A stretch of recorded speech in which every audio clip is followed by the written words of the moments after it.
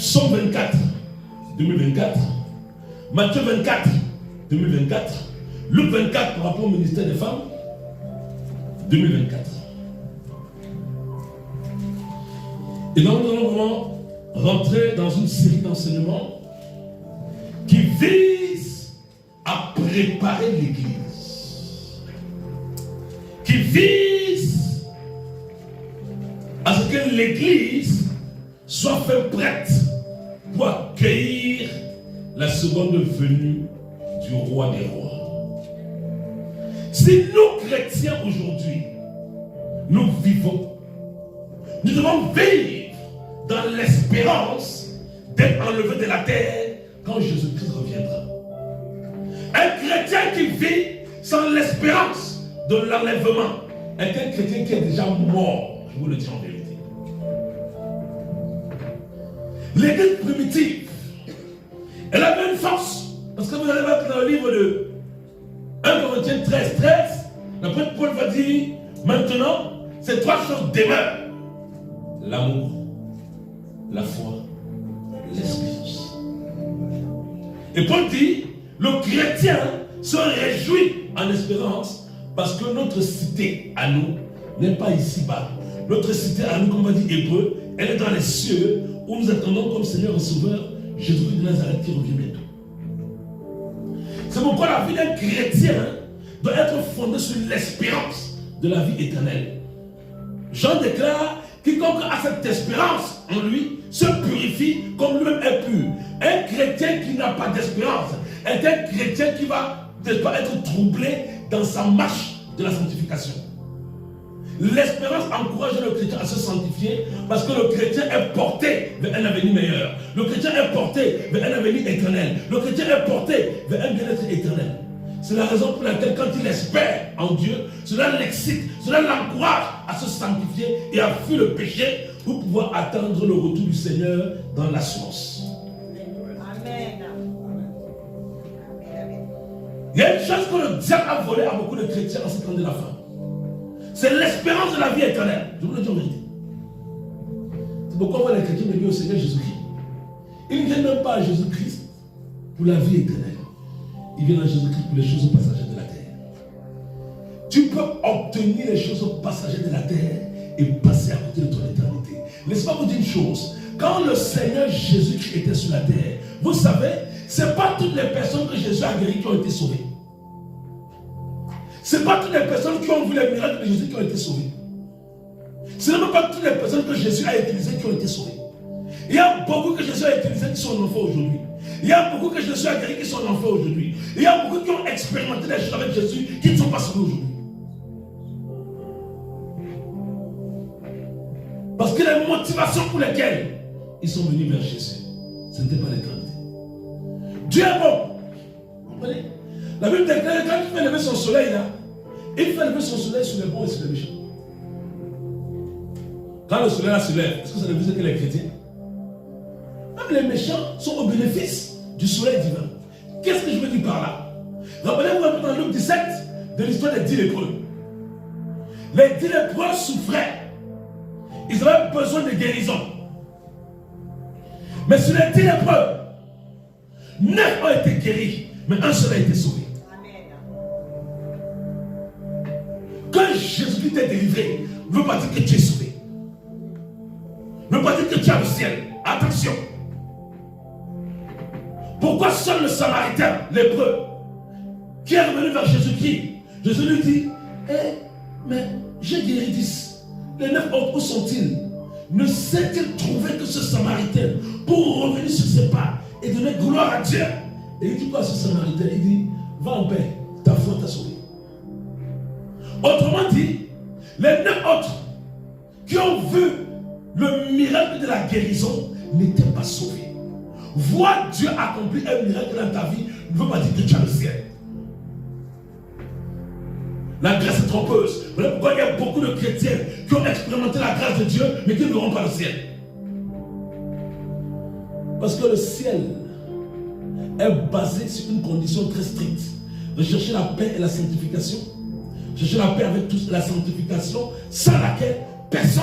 Dieu n'est pas le pays. Sa parole ne blâme pas. Il dit personne, qui que tu sois. Il dit qui que tu sois. Tu ne remplis pas les conditions, tu n'arrives pas dans le ciel. Tu peux être apôtre, tu peux être pasteur, tu peux être évangélique, tu peux être prophète, tu peux être docteur, peu importe ton titre. Tu ne remplis pas les conditions imposées par le Seigneur, tu ne rentres pas dans le ciel. Et c'est pourquoi l'Esprit de Dieu veut nous alerter, veut nous préparer pour que nous, chrétiens de la dernière génération, nous ne soyons pas les vierges femmes qui ont attendu le retour de l'époux. Mais quand l'époux est venu, elles ne sont pas parties. La Bible déclare qu'elles attendaient l'époux autant que les vierges sages. Mais quand l'époux est venu, elles sont restées. Imaginez-vous un peu. Nous avons passé toutes ces années. On est venu à l'église, on a chanté, on a crié Jésus. Et le jour où Jésus arrive, on ne parle pas. Seigneur, pardon. Jésus arrive, on reste. Tu te rends compte?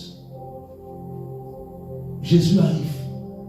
Donc tout ce que tu as fait pour lui, tu n'es pas enlevé. Mais dis que ton œuvre sur la terre pour lui a été vaine. Le ciel, en cette année, doit être l'aspiration profonde, inébranlable de chaque chrétien qui va être sauvé. Amen. Si tu recherches le ciel de tout ton cœur, tu verras que cela va te motiver à mettre ta vie en ordre avec Dieu dans tous les domaines.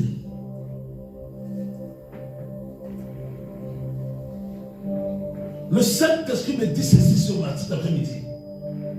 Mettez vos vies en ordre, que nous puissions mettre nos vies en ordre. Que nous puissions mettre nos vies en ordre avec le Seigneur.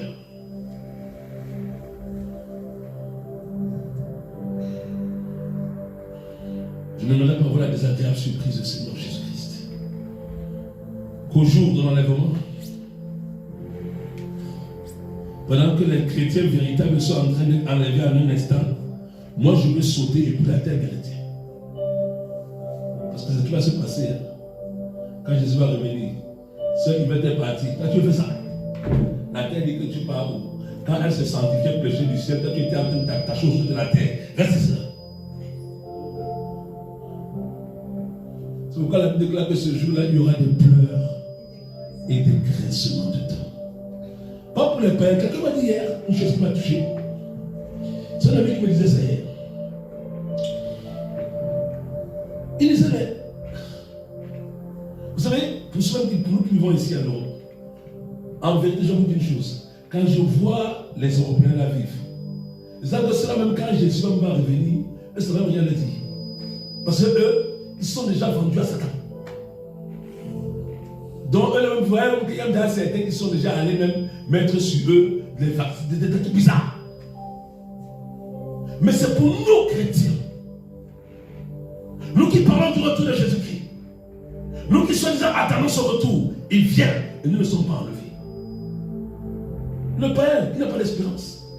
Le païen, il ne croit même pas. Mais toi qui as cru pendant des années, toi qui as attendu pendant des années, Jésus revient, tu ne pars pas. L'Esprit de Dieu me dit ceci pendant que je suis là sur l'autel. Il dit, mon fils, mon serviteur, un des messages que je te donne cette année, prêche mon retour. Prêche mon retour, c'est ce qu'il me dit. Prêche que je reviens. Amen. Afin que, comme disent les païens, en bon entendeur salut. Comme ça, si tu n'es pas enlevé, tu ne diras pas au Seigneur, Seigneur, je ne l'ai pas entendu. Tu as entendu, mais tu ne t'es pas conséquemment préparé pour être enlevé de la terre. Préparons. Donc ce matin, on va commencer cet après-midi, je vais dire, on ne va pas plus longtemps, alléluia. On va commencer une série d'enseignements donc, sur Matthieu 24. On va se lever, on va prendre nos Bibles, alléluia. On va prendre nos Bibles et on va lire du verset, Matthieu 24, du verset 1 au verset 5. Alléluia. Oui, bien, vas-y. On va tous lire Matthieu principalement, il n'y a pas de souci. Matthieu 24, verset 1 au verset 5. Tu peux lire, vas-y. de Dieu au nom de Jésus-Christ. Comme Jésus s'en allait au sortir du temple, ses disciples s'approchèrent pour lui en faire remarquer les constructions. Mais il leur dit, « Voyez-vous tout cela? Je vous le dis en vérité. Je vous le dis en vérité, il ne restera pas ici pierre sur pierre qui ne soit renversée. » Il s'assit sur la montagne des Oliviers. Et les disciples vinrent en particulier lui faire cette question. Dis-nous, quand cela arrivera-t-il et quel sera le signe de ton avènement et de la fin du monde? Jésus leur répondit, prenez garde que personne ne vous séduise, car plusieurs viendront sous mon nom, disant, c'est moi qui suis le Christ, et ils séduiront beaucoup de gens. Amen. Vas-y, je commence à 7, s'il te plaît. Vous entendrez parler de guerre et de bruit de guerre. Gardez-vous d'être troublés, car il faut que ces choses arrivent. Mais ce ne sera pas encore la fin. Une nation s'élèvera contre une autre nation, et un royaume contre un royaume, et il y aura en divers lieux des famines et des tremblements de terre. Amen. Amen. Qui a vu ce qui s'est passé le 1er janvier au Japon? Qui a entendu? Pendant que c'était en train de se faire la nouvelle année, le Japon a commencé cette nouvelle année dans un tremblement de terre. Il y a des pays qui ont commencé l'année par le tremblement, on peut s'asseoir dans la présence de Dieu. Il y a des pays qui ont commencé l'année avec des tremblements de terre. C'est annonciateur de tout ce qu'on sera appelé à vivre en cette année 2024. C'est pourquoi l'Esprit de Dieu voudrait que l'Église soit prête. Parce que l'Église qui est prête ne sera pas surprise par les événements qui vont frapper le monde. Il y a des choses qu'on ne pourra pas empêcher. Ça doit arriver. Même si tu jeûnes 40 ans, ces choses vont arriver. Parce que le monde tire à son déclin. Vous allez voir une chose. Le Seigneur dit, il y a 2 événements importants que le monde va connaître. Le premier événement, c'est son avènement, son retour. Ça veut dire quoi? L'Église qui va quitter la terre à la rencontre de son maître, à la rencontre, l'épouse, je veux dire, qui va quitter la terre à la rencontre de l'époux dans les airs. C'est l'enlèvement. Le second événement, c'est la fin du monde. Quand l'Église sera enlevée, le monde ne sera pas fini. Le monde continuera. Voilà pourquoi il dit, nous, quel sera le signe de ton avènement et de la fin du monde? Ici, on parle de 2 fins. La première fin, c'est la fin de l'Église sur la terre. C'est ça l'avènement. C'est ça le retour de Jésus-Christ. Quand Jésus-Christ revient, il n'y aura plus d'église sur la terre. En tout cas, l'église véritable sera enlevée de la terre. Donc le retour de Jésus marque la fin de l'église sur la terre. Et le second événement maintenant qui va concerner tous les hommes, c'est la fin du monde en lui-même. Parce que dans le livre de Pierre, la Bible déclare que les cieux et la terre d'à présent sont gardés et réservés pour le feu, pour le jour du jugement et de la ruine des hommes impies. J'étais à Martinique une année et je vois les témoins de Jéhovah. Ils disent, oh, la terre, on a vu sur la terre. Je dis, ah bon, j'ai dit, prends ta Bible. Il prend. Il dit, bon, au nom de Pierre, il est écrit quoi? Il lit, les cieux et la terre, même dans la Bible, de Jéhovah, c'est écrit. C'est quand je te confonds. Il lit, les cieux et la terre, la présence sont gardés et réservés pour le feu. Il dit alors, donc quelle est cette terre où tu dis que tu devras habiter? Il dit, je vais demander à mon supérieur, il dit, je vais demander. C'est écrit dans le Bible. Les cieux et la terre à présent sont gardés et réservés pour le feu. Le monde de Noé a été détruit par l'eau du déluge. Mais le monde d'à présent va subir le même revers que Sodome et Gomorrhe, c'est le feu. Pourquoi le feu? Parce que le feu consume tout. L'eau a tari, la terre est ressortie. Mais le tout, si le feu là, rien ne va rester. C'est pourquoi le Seigneur invite ses enfants à ne pas s'attacher aux choses de la terre. Parce que la terre là est une terre en perdition. Celui qui met son cœur sur les choses de la terre là, lui-même il est perdu. Donc regardez, dans le verset 1, comme Jésus s'en allait au sortir du temple, ses disciples s'approchèrent pour lui en faire remarquer les constructions. Mais il a dit, voyez-vous tout cela, je vous le dis en vérité, il ne restera pas ici, pierre sur pierre qui ne soit renversé. Ici, nous sommes confrontés à deux visions. La vision du Seigneur qui est spirituelle et la vision des disciples qui est charnelle. Alors les disciples, comme ils étaient charnels, ils ne voyaient pas les choses dans l'esprit. Quand Jésus leur parle de la destruction du temple, parce que Jésus lui analysait les choses dans l'esprit. Un chrétien doit apprendre à analyser les choses dans l'esprit et non pas selon son intelligence charnelle. Parce que pour les disciples, comment s'imaginer, mais que ce beau temple, ce temple si joli, ce temple qui a pris des années à être bâti, ce temple qui a des pierres d'or, des pierres de diamant, mais comment s'imaginer que ce temple-là sera détruit? Il dit, ça là, ça ne résistera pas. Qu'est-ce que le Seigneur a voulu les faire comprendre par là? Que tout ce qui est de la terre périra. Tout ce qu'aujourd'hui tu trouves beau dans ce monde, au point que cela puisse même te voler la place de Dieu. Tout ce que tu as mis avec tes yeux naturels passera.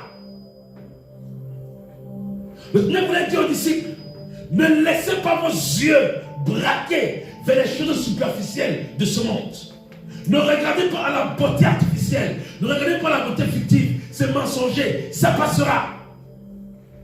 Quel que soit l'argent, quelles que soient les pierres précieuses avec lesquelles on a bâti ce temple, Jésus le dit, c'est vanité, ça passera, ce sera détruit. Ici, là, il était en train d'annoncer le jugement de Dieu qui allait commencer par le temple. Dans Ézéchiel, le Seigneur dit, le jugement va commencer par sa maison. Chrétien ne joue pas. Quand le jugement de Dieu a commencé, c'est ce que le Seigneur avait prédit ici, là. Ça n'a pas commencé par les païens, ça a commencé par Israël, ça a commencé par le peuple de Dieu. Le retour de Jésus sera un jugement pour les chrétiens qui ne se sont pas préparés sérieusement à être enlevés.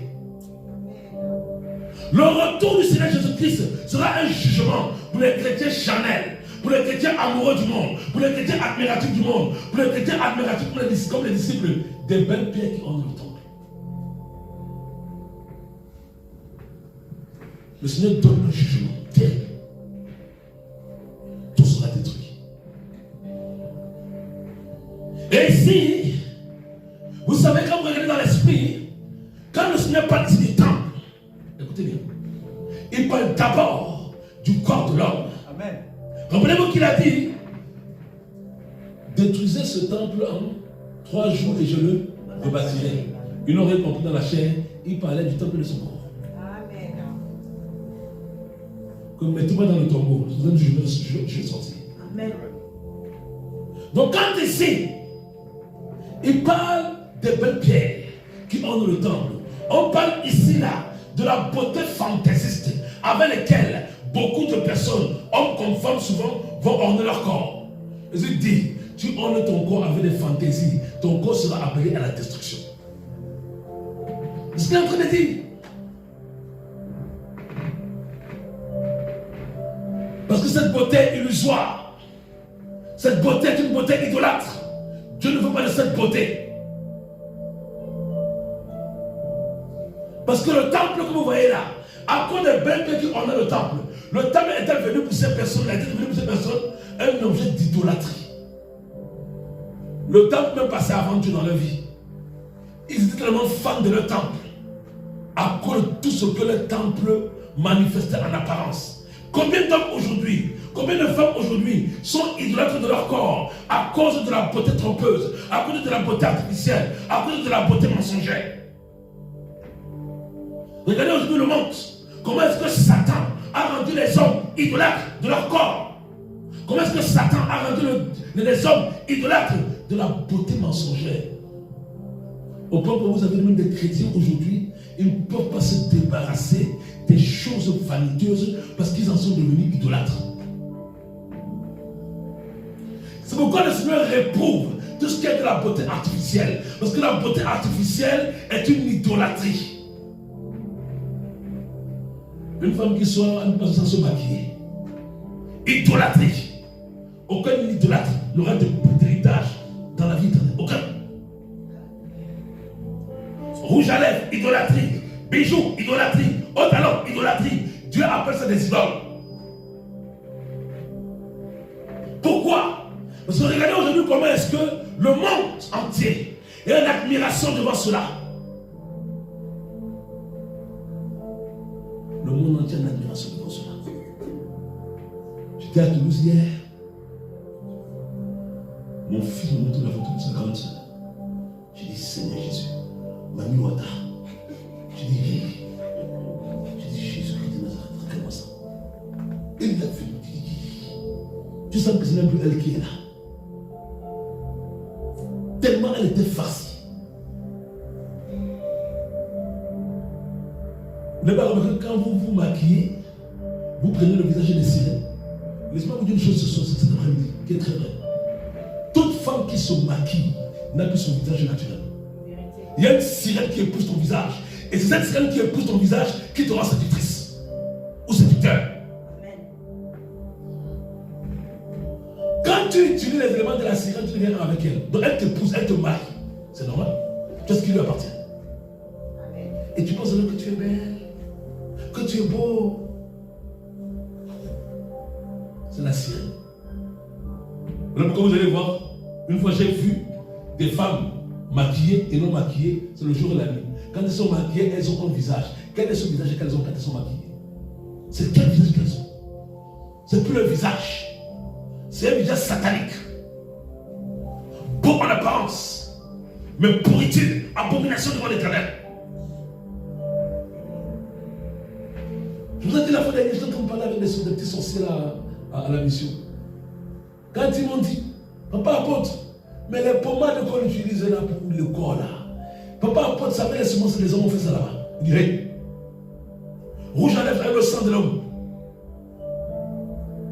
Vous ne connaissez pas la source spirituelle des produits que Satan met dans les cosmétiques.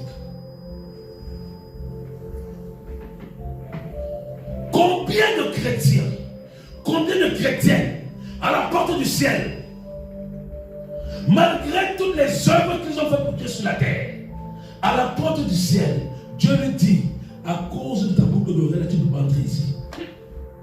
Vous vous rendez compte? Seigneur, toute ta vie, tu as chanté à l'église, oh Jésus est bon, oh Jésus est bon. Oh. Tu arrives devant le ciel et je ne te connais pas, loin de ma présence. À cause des boutiques de la terre, à cause des belles pierres qui ornaient le temple. Quand Jésus dit que cela sera renversé, cela sera détruit, qu'est-ce que cela veut dire? Que toute personne qui use des beautés artificielles de ce monde sera détruite. Parce que Dieu n'en veut pas. C'est pourquoi il est important aujourd'hui, l'Église, que nous apprenions en cette année. Ayons la vision de Dieu. Demandons la vision de Dieu.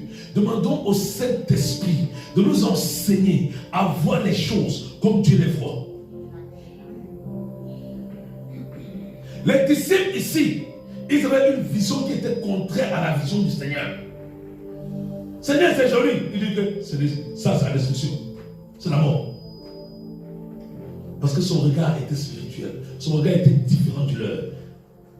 Nous devons demander à Dieu cette année, Seigneur, donne-nous ta vision des choses. Non pas notre vision, mais ta vision des choses. Comment toi, Jésus-Christ, tu vois les choses? Parce que certainement, en tant qu'homme, ma manière de voir les choses peut m'induire à l'erreur. Ma manière de voir les choses peut me séduire. Ma manière de voir les choses peut me tromper. À partir du moment où Adam et Ève, l'arbre où que Dieu leur avait formellement interdit de manger. Écoutez bien, la vision. Parce que c'est ce que le Seigneur met d'abord ici en avant. Eux, ils viennent voir, Seigneur, mais regarde tout ça. Il leur parle de la vision. Enfant de Dieu, je te le dis en vérité, développe la vision spirituelle. Amen. Par ta communion union avec ton Père Céleste. Amen. Alléluia. Amen. Satan va les séduire par quoi?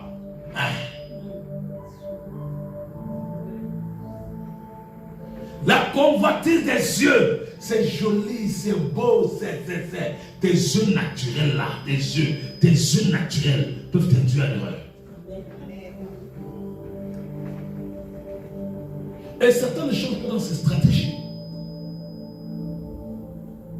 Quand il a voulu les détourner de la volonté de Dieu, il les a amenés à ne plus regarder les choses comme Dieu les regarde.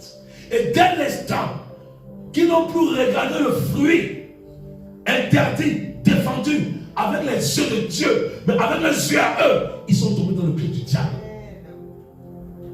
Laissez-moi vous dire une chose. Quand Satan veut te tromper, quand Satan veut te renverser, quand Satan veut te détruire, il va t'amener à ne pas voir les choses comme Dieu les voit. Amen. Amen. Et c'est là où tu seras trompé. Quand Dieu dit que c'est mauvais, Satan va dire c'est bon, hein? Alors que Dieu t'a dit que c'est mauvais. Mais Satan embellit ça à tes yeux. Vous allez voir une chose. Hein? Est-ce que vous avez déjà vu dans ce monde une chose qui séduit, ce n'est pas l'attrait? Vous avez déjà vu ça? Tout ce qui te séduit aura un attrait. Parce qu'il faudrait justement que ça trompe tes yeux. Comme disent les bains, bling bling, bling bling, bling bling.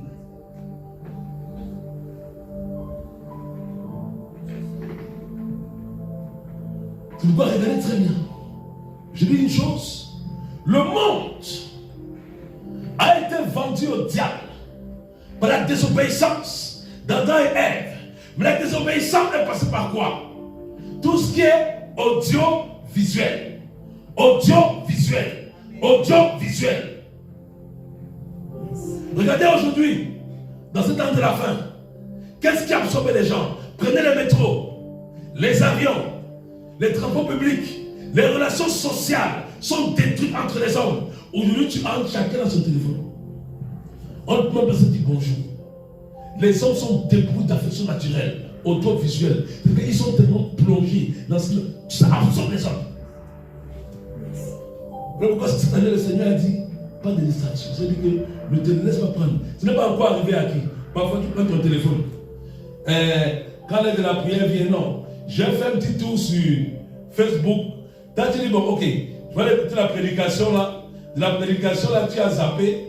Tu as passé 2 heures, 3 heures, 4 heures, 5 heures, 6 heures à regarder des bêtises. Des choses qui ne sont plus édifiantes. Vérité.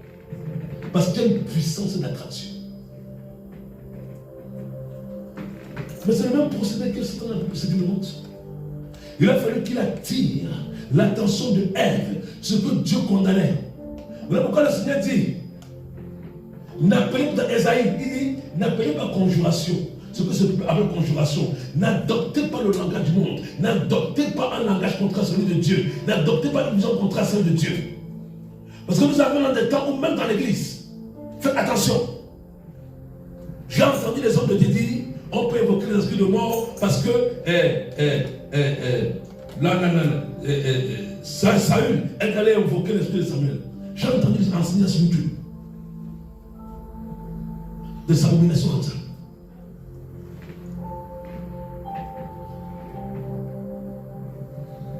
Les temps qui arrivent sont des temps critiques. La bonne nouvelle dans ce monde-là qui vient là, c'est quand Jésus-Christ, tu sors de Jésus, c'est que mauvaise nouvelle. Parce que le monde entier, c'est le monde des mauvaises nouvelles. Ouvrez les informations, vous allez voir une seconde. Je dis la bonne nouvelle, je vous le dis en vérité, ce n'est que dans l'évangile. La bonne nouvelle, ce n'est que dans l'évangile.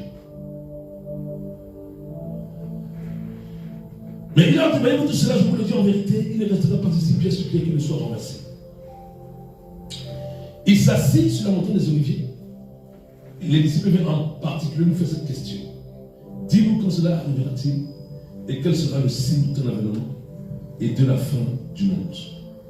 Pourquoi les disciples lui posent cette question? Parce que ce que Jésus est en train de leur dire là, ils prennent peur.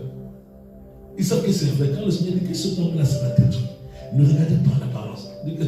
Seigneur, dans ce dit que ce que le prophète a annoncé là, c'est la vérité. Hein. Donc, pardon, explique-nous alors ça, afin qu'on puisse se préparer.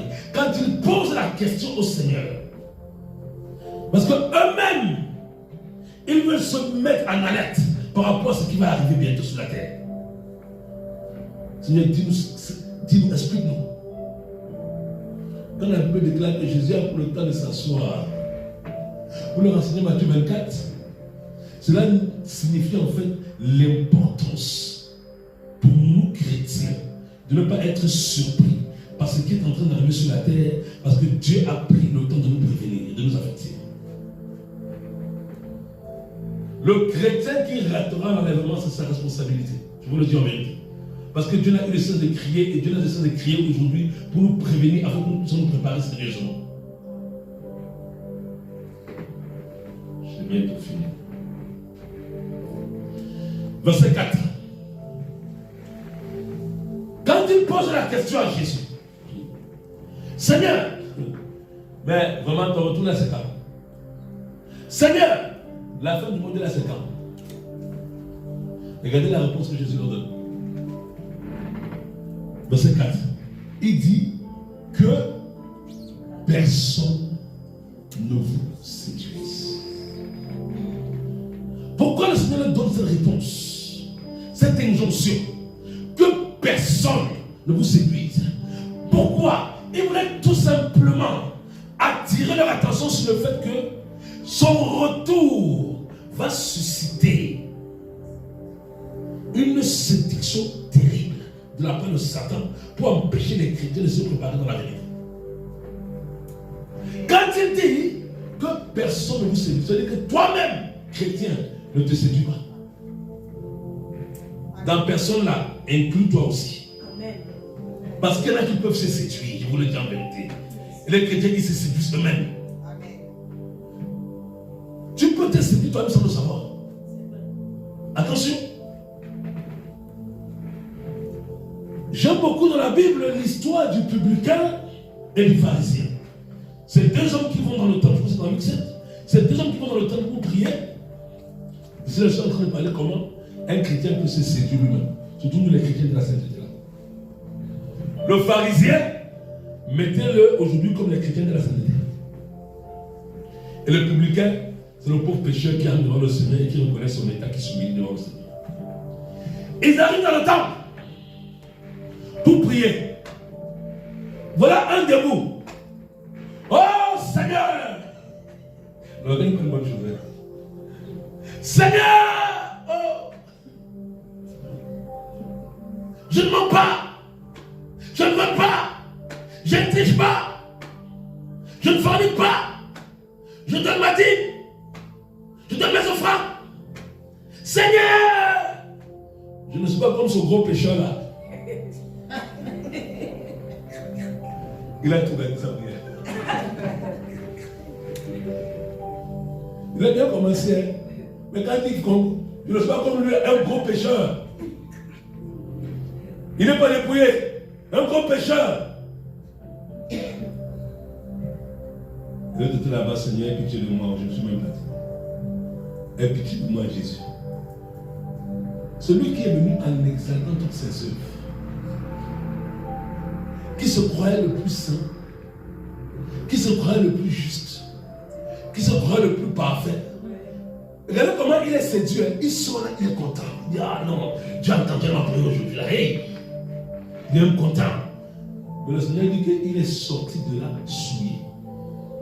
Il est sorti de là pas justifié. Mais lui, la Bible déclare qu'il s'est persuadé qu'il était juste. Il y a beaucoup de chrétiens comme ça là. Ils ne veulent pas voir la vérité qui va les transformer, mais ils veulent se persuader eux-mêmes. Amen. C'est une illusion. Parfois, quand Dieu veut te montrer, je vous dis une chose, Dieu peut utiliser n'importe qui dans sa maison pour te révéler des états qui veut travailler dans ta vie. Amen. Mais si toi maintenant, quand Dieu, parce que parfois nous chrétiens là, parfois, et les chrétiens là, ils sont plus sanctifiés que de lui-même. Seigneur, tu vois mal. Quand Dieu met le doigt sur ton état, Seigneur, tu vois mal, c'est moi qui vois bien. C'est amour que tu as signé.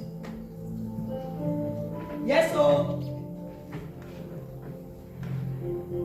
Alléluia. Comment Dieu peut te sanctifier?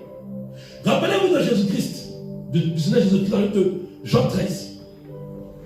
Quand il va ceindre son vêtement pour pouvoir laver les pieds de ses disciples, il arrive pour laver les pieds de l'apôtre Pierre.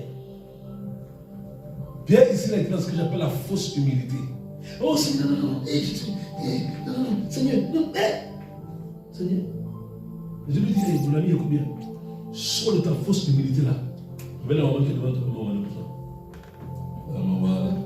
Le Seigneur lui dit, sors de ta fausse humilité, Pierre.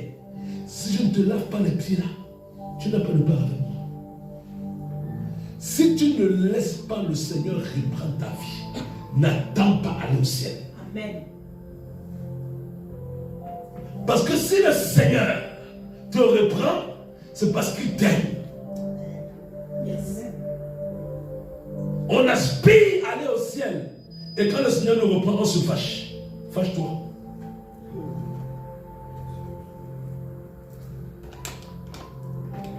Il y a des chrétiens souvent qui disent, je n'ai pas fait l'église là. Je n'ai pas fait tu viens pour moi.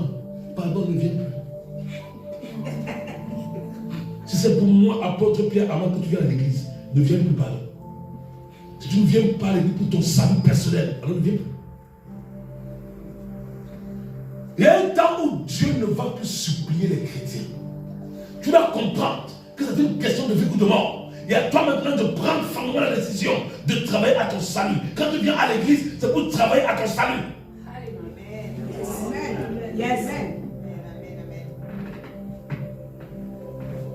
Beaucoup de chrétiens pensent que quand ils viennent à l'église, en tout cas, je parle d'une véritable église où la vérité est prêchée, où la sainteté est enseignée, qui vient pour le pasteur, il vient pour le frère, il vient pour tu viens pour ton salut. Moi, j'avoue une chose. Si vous me demandez aujourd'hui, apôtre Pierre Armand, pourquoi est-ce que tu as adhéré à la mission armée de prière et de délivrance en Jésus-Christ? Je n'ai pas adhéré à la mission armée de prière et de délivrance à cause du serviteur de Dieu, de l'homme de Dieu, Jean-Luc Orion. Parce que le Saint-Esprit m'a dit, c'est là.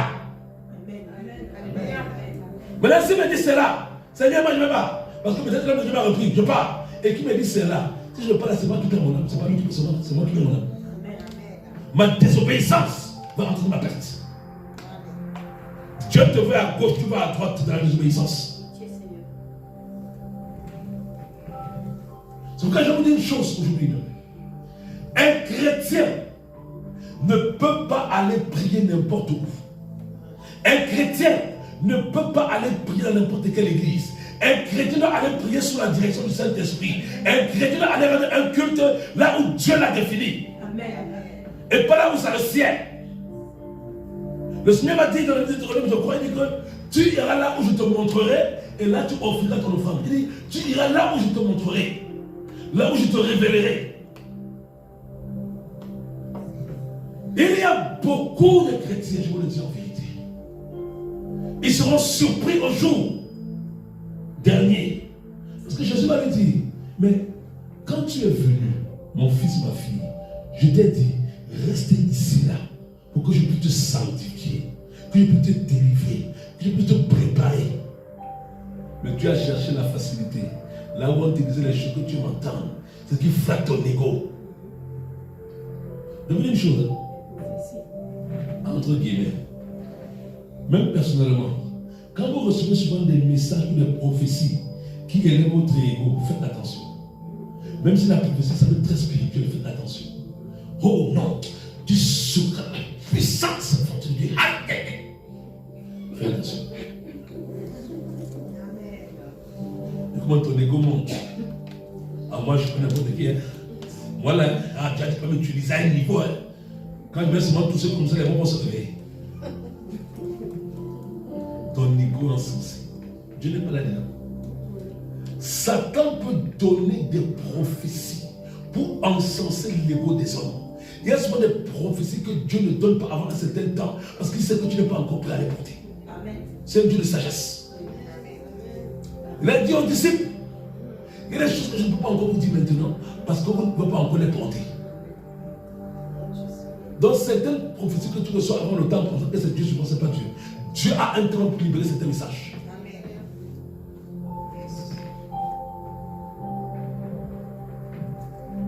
Voilà pourquoi il y a des enfants de Dieu qui sont libérés par des fausses prophéties comme ça là. Je me rappelle d'un secteur de Dieu au Cameroun, un policier. Vous savez, les Camerounais qui sont dit qu'on est à l'hôpital à Kentini à Douala. Ce policier, il a une vie malade, c'était un chrétien. Et quand il sort, il y avait un enfant qui était mort, les parents pleuraient. Et là, c'est le Seigneur qui lui parle. Il entend le Seigneur lui dire, va prier pour cet enfant. Je vais le ramener à la vie. Les parents pleuraient, il les cattait, il m'a prié sur le chrétien. Il a prié, pas. L'enfant s'est levé. La nuit, il rentre à la maison, il dit à sa femme, tu m'as appelé au ministère. La femme dit, mon mari, pardon, va monter la police là-haut. Il dit, non, Dieu. Il a donné sa démission. De toute façon, il a été chicoté, lui, il a confirmé le vote. Que Dieu accomplisse à travers lui ne voulait pas dire que Dieu l'appelait As. Il y avait un temps pour. Mais il a été séduit par le fait que Dieu l'avait dit. Lui-même, c'est la séduit. Faites attention. Samson a été séduit par son onction. Il n'a pas compris que Delilah, ce n'est pas avec l'onction qu'on la chasse, avec la crainte de Dieu. Je vais te dire une chose. Il y a des péchés auxquels tu es confronté, ce n'est pas l'onction qui te délivre, c'est la crainte que tu as de Dieu. La Bible dit la crainte de Dieu, c'est la haine du mal. Quand ta chair se lève, dis à l'onction, onction, baisse ma chair. Le fuit, tu vois si l'onction va baisser ta chair. Ce n'est pas l'onction qui traite la chair, c'est la croix qui traite la chair. Donc il dit, prenez garde que personne ne vous séduise. Toi-même, veille sur ton cœur en cette année. Veille sur ton cœur afin que ton propre cœur ne te séduise pas.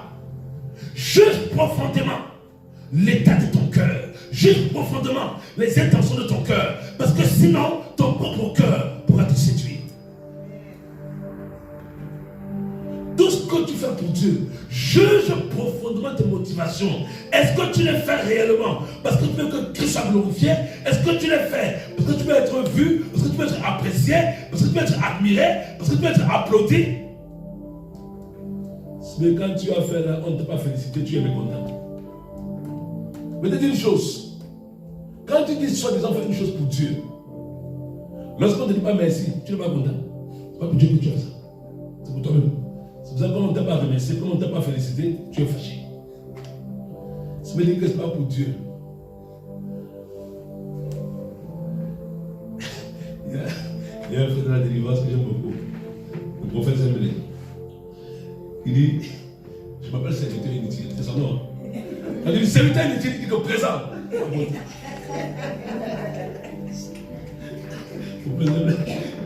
Il m'appelle serviteur inutile. Il dit que je suis le serviteur inutile. Il cherche la reconnaissance des hommes. Le Saint-Esprit dit cet après-midi, j'ai fini. Veille, purifie ton cœur. Purifie ton cœur de crainte que ton propre cœur ne te séduise. Dans Proverbe, il est écrit, garde ton cœur plus que toute autre chose, car de lui viennent les sources de la vie. Purifie ton cœur, je t'en supplie, mon frère, ma soeur. Il y a des chrétiens. Oh, c'est parce que la seule grâce divine a fait ça. Parce qu'elle m'a mal parlé. Moi aussi j'ai rendu. Si elle ne m'a pas mal parlé, moi je ne l'ai pas rendu. Tu as rendu parce que ton cœur n'est pas bon. Jésus là, on a insulté, on a frappé, on a chicoté, on a méprisé. Il a rendu. Il y a des chrétiens. Je vais vous dire une chose. Parfois les comportements malsains. Écoutez bien. Jésus n'a pas ôté Judas de sa présence. Écoutez bien. Il a laissé Judas.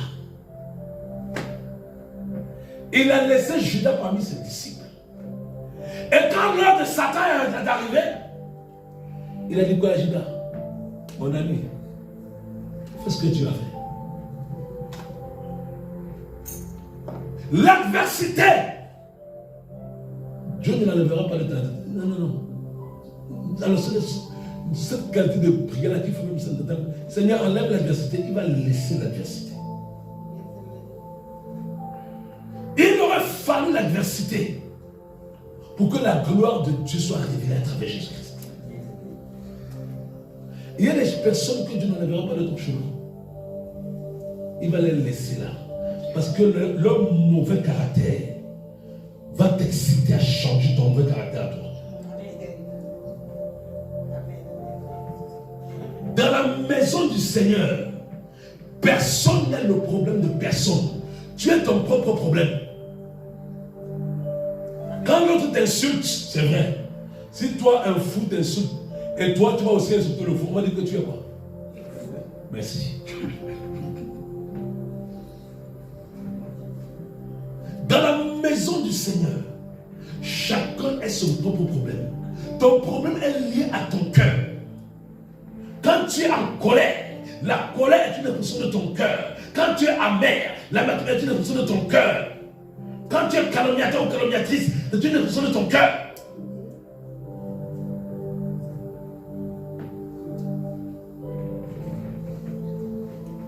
N'ayons pas l'habitude de rejeter la faute sur les autres. Ah, parce qu'il m'a fait ça dans la maison de Dieu. Parce que la soeur, elle se comporte comme ça là. Quand tu seras devant le tribunal de Dieu, quand je serai devant le tribunal de Dieu, il n'y aura pas la soeur là, elle se comporte comme ça là. Je serai face à la parole de Dieu.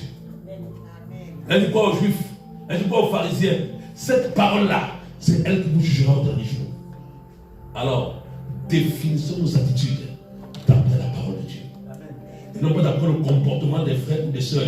Non pas d'après, même si je suis insulté que j'étais blessé, ne définis pas ton comportement d'après moi. Définis ton comportement d'après la parole de Dieu. Parce que ce n'est pas moi que tu verras là-bas en haut, après ta mort. C'est Jésus-Christ. La Bible déclare que nous comparaîtrons tous devant le tribunal de Christ. Amen. Donc vivons notre vie sur la terre. Quand quelqu'un t'insulte, pour ne pas rendre, pense que Seigneur, un jour comparaîtrai. Ta parole me dit quoi? Pourquoi elle est notre miroir, la parole de Dieu? Beaucoup de chrétiens, on a toujours des excuses. Ah, si la soeur n'avait pas fait ça, ah, si le frère n'avait pas fait ça, moi aussi. Non. Tu ne seras pas jugé par l'attitude du frère ou de la sœur. Parce que je vous dis une chose, tout comportement que tu révèles dans ta vie définit ce qu'il y a au fond de ton cœur. Parfois, il y a des personnes, Seigneur, sanctifie-moi. Seigneur, purifie-moi. J'ai dit Amen, ma fille. Maintenant, Dieu permet qu'on te marche sur le pied. Mais tu as dit sanctifie-moi. Donc, il te révèle que ma fille, tu c'est bon. Tu as encore ça dans le cœur, débarrasse-toi de ça. Voilà comment il te sanctifie.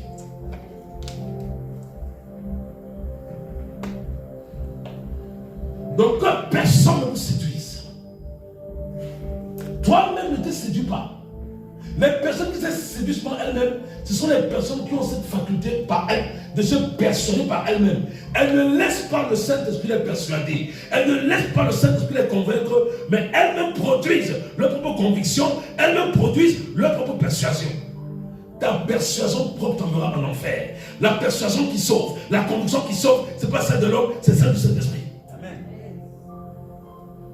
Jean 16, il dit, le Saint-Esprit convaincra le monde.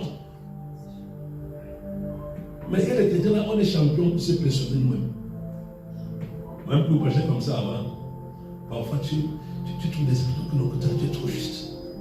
Oui. Regarde que le Seigneur crée des situations pour que tu vois comment tu es noir comme la noirceur, avant que tu te répandes. Avant ton cœur est noir, obscur. Sinon, vous savez, les hommes, on est comme ça. Quand tu n'as pas atteint une certaine activité, on est trop indulgent avec nous-mêmes, on est trop indulgent. Ça, c'est l'amour de soi, l'amour propre. Tu es trop indulgent. Tu vas bien tu vas voir ton état, tu dis non, moi fais ça, non, moi je ne peux pas. On est très jaloux. Quand on demande souvent, dis-moi ton caractère. Là que vous allez voir les chrétiens qui sont intelligents avec eux-mêmes. Même quand souvent la pensée vient dans une tu es colérique. Non. C'est juste un peu de colère, moi je ne suis pas comme ça. Quand tu te traites personnellement, traite-toi avec rigueur. Je vous le dis en vérité. Ne te traite pas en comparaison avec un frère ou une soeur. Traite-toi toujours en comparaison avec la parole du Seigneur. On va se lever, alléluia. On va commencer cette parole. Alléluia. Gloire au Seigneur Jésus.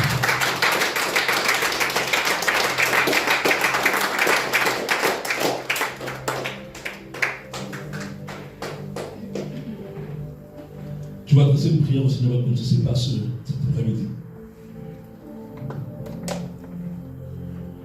Tu vas dire, Seigneur, libère mon cœur de la séduction. Seigneur, laisse ton Esprit Saint me convaincre. Que le Saint-Esprit puisse me convaincre de péché, de justice, de jugement. Seigneur, préserve-moi de me séduire. Purifie mon cœur. Lave mon cœur. Crée en moi un cœur pur. Afin que tout ce que je fasse soit juste à tes yeux. Seigneur Jésus, ne laisse pas mon cœur me séduire. Ne laisse aucun homme me séduire. Ne laisse aucune femme me séduire. Ne laisse aucune entité me séduire. Donne-moi ce cœur qui t'aime. Donne-moi ce cœur qui aime la vérité. Donne-moi ce cœur, Seigneur Jésus, qui ne sera pas séduit par le mensonge. Au nom de Jésus-Christ de Nazareth. Le Saint-Esprit me dit ceci. Quand le mensonge séduit l'enfant de Dieu, c'est parce que le cœur de cet enfant de Dieu n'est plus rempli de l'amour de la vérité. Et c'est pourquoi il dit dans Thessaloniciens, beaucoup sont séduits parce qu'ils n'ont pas reçu l'amour de la vérité pour être sauvés. L'Esprit de Dieu me dit, il dit, et parce que l'iniquité, on le verra peut-être la dimanche prochain, et parce que l'iniquité se sera accrue, l'amour d'un plus grand nombre se reproduira. Parce qu'il dit, le fait que l'iniquité se soit accrue, beaucoup vont se laisser séduire. Et quand l'amour de Dieu diminue dans ton cœur, tu es exposé à la séduction.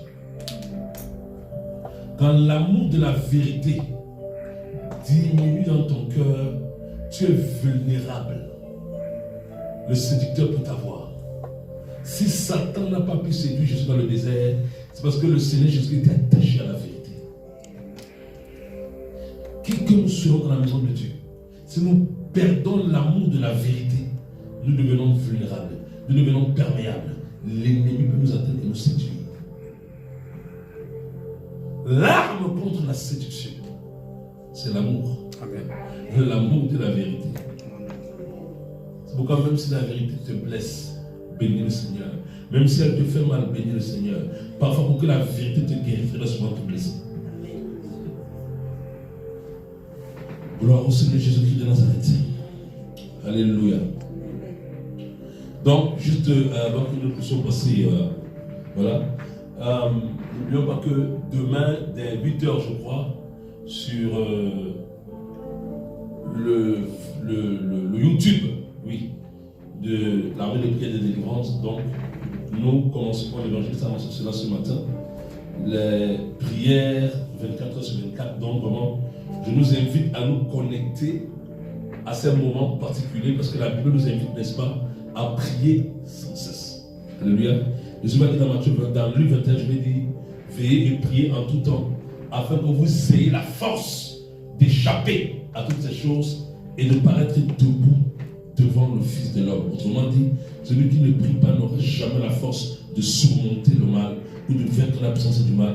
La prière est une arme dont chaque enfant de Dieu, alléluia, a besoin, n'est-ce pas, surtout en ces temps critiques, en ces temps particuliers. Alléluia. Je voudrais aussi, n'est-ce pas, souhaiter la bienvenue à tous ceux qui nous visitent ici là pour la première fois. Alléluia, c'est la mission armée de prière et de délivrance. Jésus-Christ, c'est la mission principale de la France. Alléluia. Voilà, et nous sommes donc basés pour le moment ici à Orangis. Autre information, alléluia, je bénis le Seigneur, nous avons trouvé un lieu sur la France pour les délivrances. Alléluia. Donc,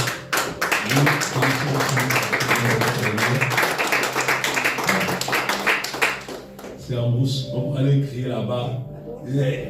Voilà. Donc c'est à Toulouse, alléluia. C'est une maison idéalement située.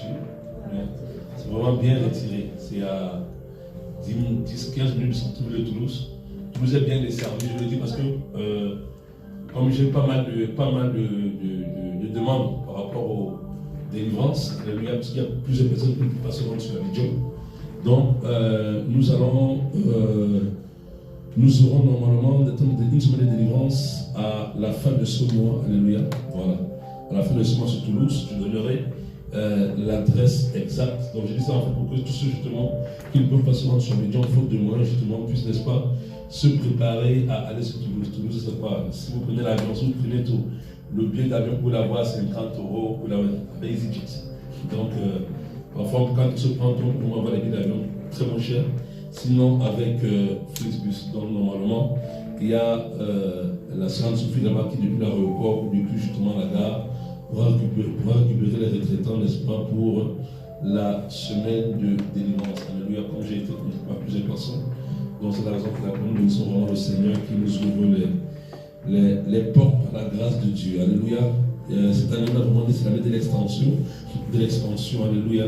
Normalement, il y a la Martinique qui nous attend. Je reçois des coups de fil de la Martinique.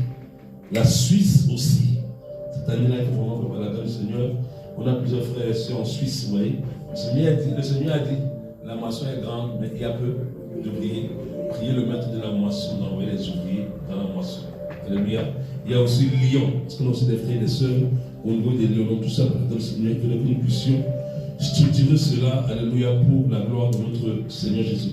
Parce que tout ne peut pas se dépasser sur Paris, donc pourquoi il faudrait justement que par la grâce du Seigneur, qu'on commence vraiment à établir donc Toulouse, Lyon et même la Suisse, pour que justement les frères dans cette contrée puissent pouvoir se retrouver et communier ensemble. Être délivré, c'est bien, mais encore le mieux justement, c'est de vivre une vie qui nous permet de garder la délivrance, et la communion fraternelle en fait partie. Alléluia.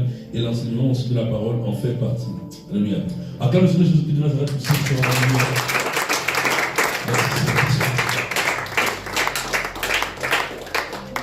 Maintenant, un instant, je vais prier par rapport à ce message et après nous allons passer aux offrandes.